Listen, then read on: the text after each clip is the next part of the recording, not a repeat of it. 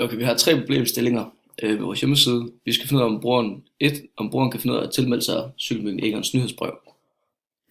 Okay.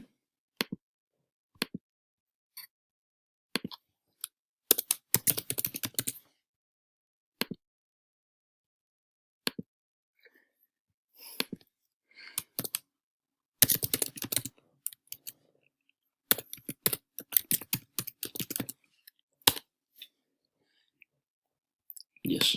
Okay, det har fungeret. Så skal vi nu se, om brugeren kan finde ud af at finde Cykelmyggen Egons egne mærker af mærket Myggen.